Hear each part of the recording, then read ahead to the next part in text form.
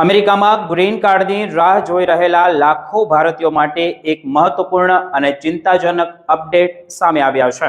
US department of સ્ટેટે જુલાઈ 2026 માટેનું visa bulletin જાહેર કર્યું છે, જેમાં કેટલાક ફેમિલી બેઝ કેટેગરીમાં સકારાત્મક પ્રગતિ જોવા મળી છે, પરંતુ રોજગાર આધારિત ગ્રીન કાર્ડ એટલે કે એમ્પ્લોયમેન્ટ બેઝ કેટેગરીમાં ભારત માટે મોટા ઝટકા લાગ્યા હોય તેવા સમાચાર સામે આવ્યા છે. ખાસ કરીને EB1 અને EB2 કેટેગરીમાં ભારતીય અરજદારો માટે સ્થિતિ વધુ મુશ્કેલ બની છે.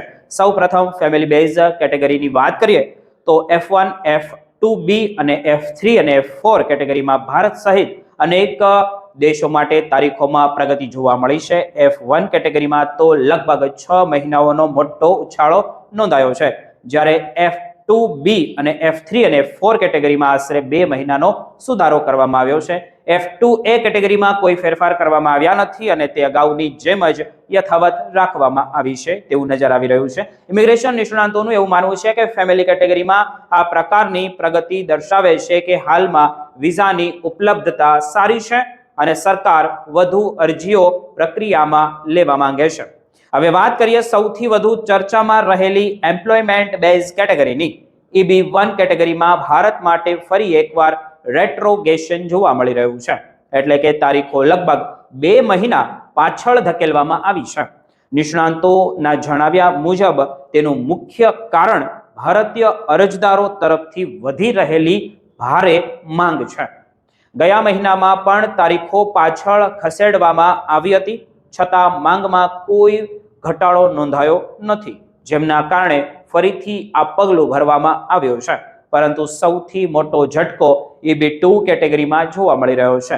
જુલાઈ 2026ના બુલેટિન મુજબ ભારત માટે EB2 કેટેગરી હવે સંપૂર્ણપણે અનઅવેલેબલ જાહેર કરવામાં આવી રહી છે, જેમનો અર્થ એ થાય છે કે હાલના નાણાકીય વર્ષના અંત સુધી ભારતીય અરજદારોને આ કેટેગરી હેઠળ કોઈ નવા ગ્રીન કાર્ડ નંબર ફાળવવામાં આવશે નહીં. ઉપલબ્ધ માહિતી વિઝા નંબરો પૂર્ણ થઈ જતા આ નિર્ણય લેવામાં આવ્યો છે. હજારો ભારતીય પ્રોફેશનલ્સ માટે આ સમાચાર નિરાશાજનક માનવામાં આવી રહ્યા છે. EB3 કેટેગરીમાં થોડી રાહત મળી છે.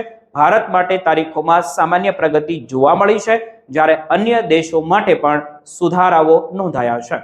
અધર વર્કર્સ કેટેગરીમાં પણ પ્રગતિ જોવા મળી હોય તેવું દેખાઈ રહ્યું છે. જો કે ભારત માટે અનરિઝલ્ડ વિઝા નંબરો સમાપ્ત થઈ જવાના કારણે તે કેટેગરી પણ નાણાકીય વર્ષના અંત સુધી ઉપલબ્ધ રહેશે નહીં. બીજી તરફ EB5 ઇન્વેસ્ટર કેટેગરીમાં સ્થિતિ સ્થિર છે અને મોટા ભાગની કેટેગરી હજુ પણ કરંટ છે.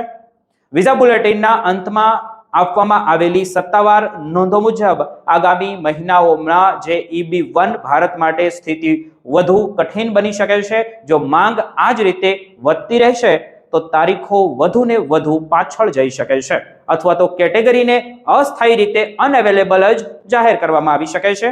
બીજી તરફ EB2 કેટેગરી હાલ બંધ હોવા છતાં ઓક્ટોબર 2026માં નવા નાણાકીય વર્ષની શરૂઆત સાથે ફરીથી ખુલવાની આશા રાખવામાં આવી રહી છે. જો કે નિષ્ણાંતોનું એવું માનવું છે કે તારીખોમાં મોટી છલાંગ જોવા નહીં મળે અને તે કદાચ જુલાઈ 2014ની આસપાસ જ રહેશે.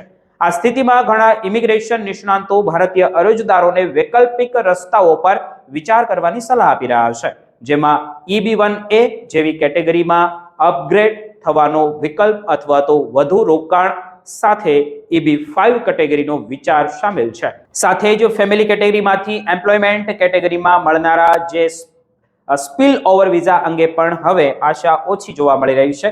કુલ મળીને જુલાઈ 2026નું વિઝા બુલેટિન ભારતીય ઇમિગ્રેશન સમુદાય માટે મિશ્ર સંદેશ લઈને આવ્યું છે. એક તરફ ફેમિલી કેટેગરીમાં સકારાત્મક પ્રગતિ છે, તો બીજી તરફ EB1 અને EB2માં મળતી મુશ્કેલીઓ લાખો ભારતીયોની ચિંતા વધારી રહી છે.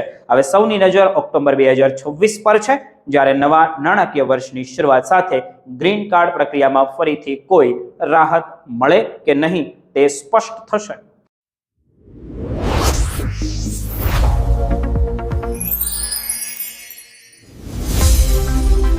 અમેરિકાના ફ્લોરિડા રાજ્યમાંથી એક ચોંકાવનારો કિસ્સો સામે આવ્યો છે, જ્યાં એક 22 વર્ષીય ગુજરાતી યુવકની હજારો ડોલરની ચોરીના આરોપ હેઠળ ધરપકડ કરવામાં આવી છે. આ ઘટનાએ સ્થાનિક લોકો સાથે અમેરિકામાં વસતા ગુજરાતી સમુદાયનું પણ ધ્યાન ખેંચ્યું છે. પોલીસના જણાવ્યા અનુસાર આરોપીનું નામ ધીર પટેલ છે અને તે ફ્લોરિડાના બોયન્ટન બીચ વિસ્તારનો રહેવાસી છે. તેના પર એક લક્ઝરી કપડાના સ્ટોરમાંથી લગભગ $60,000 કિંમતી સામાન ચોરી કરવાનો ગંભીર આરોપ મૂકવામાં આવ્યો છે. મળતી માહિતી અનુસાર આપણે જોઈએ તો જે સ્ટોરને નિશાન બનાવવામાં આવ્યો હતો તે એક પ્રીમિયમ લક્ઝરી સ્ટોર છે, જ્યાં ડિઝાઇનર કપડાં, મોંઘી બેગ્સ, જ્વેલરી, ઘડિયાળો અને અન્ય કિંમતી એસેસરીઝનું વેચાણ કરવામાં આવી રહ્યું છે. શરૂઆતમાં પોલીસને આપવામાં આવેલા અહેવાલો મુજબ ચોરીની રકમ આશરે $41,550 હોવાનું માનવામાં આવતું હતું. જો કે સ્ટોરના માલિકે બાદમાં સંપૂર્ણ સ્ટોક અને હિસાબની તપાસ કરતા તેમને ખબર પડી કે ચોરી થયેલા માલ સામાનની કુલ કિંમત લગભગ $60,000 સુધી પહોંચી હોવાનું બહાર આવ્યું હતું. આ સમગ્ર કેસમાં સૌથી વધુ નવાઈ જો લાગે તો તે બાબત છે તે કે આરોપીએ અપનાવેલી ચોરીની રીત છે.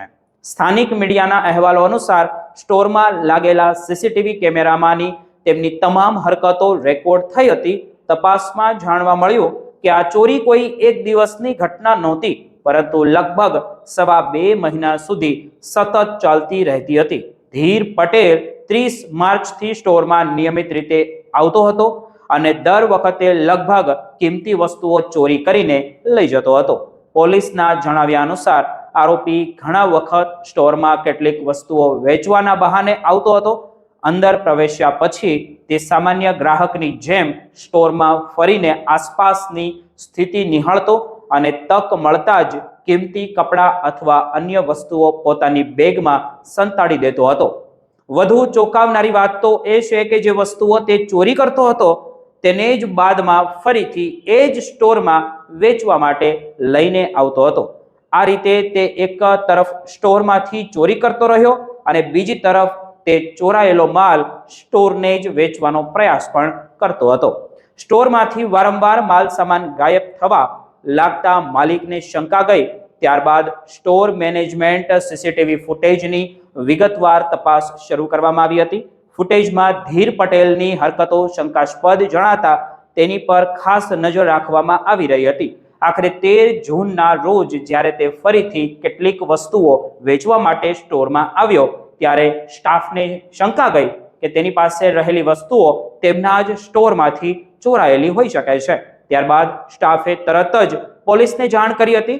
પોલીસ તરત જ ઘટના સ્થળે પહોંચ્યા બાદ પૂછપરછ દરમિયાન ધીર પટેલે પોતે ચોરી કરી હોવાની કબૂલાત આપી હોવાનું જણાવવામાં આવ્યું છે.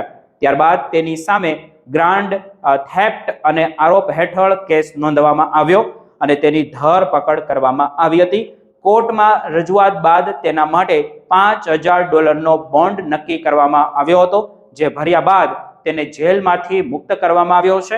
આ કેસમાં તેના ઇમિગ્રેશન સ્ટેટસ અંગે પણ ચર્ચા ચાલી રહી છે. અહેવાલો અનુસાર ધીર પટેલ અમેરિકન નાગરિક હોવાની શક્યતા વ્યક્ત કરવામાં આવી રહી છે, કારણ કે જો તે ગેરકાયદેસર રીતે અમેરિકામાં રહેતો હોત તો ફ્લોરિડાના કડક નિયમો હેઠળ તેની માહિતી આઈસ એજન્સીને મોકલવામાં આવી હોત અને તેની સ્થિતિ અલગ હોઈ શકતી હતી. કાયદાકીય નિષ્ણાંતોના જણાવ્યા અનુસાર ફ્લોરિડાના કાયદા મુજબ $20,000 થી વધુ અને $1,00,000 સુધીની ચોરીના કેસોમાં સેકન્ડ ડિગ્રી ફેલોનીનો આરોપ લાગુ થઈ શકે છે. જો કોર્ટમાં આરોપ દોષિત સાબિત થાય તો તેને 15 વર્ષ સુધીની જેલની સજા તેમને ભારે આર્થિક દંડનો સામનો કરવો પડી શકે છે. હાલમાં આ સમગ્ર મામલે તપાસ ચાલુ છે અને હવે સૌની નજર કોર્ટની આગામી કાર્યવાહી પર ટકેલી છે.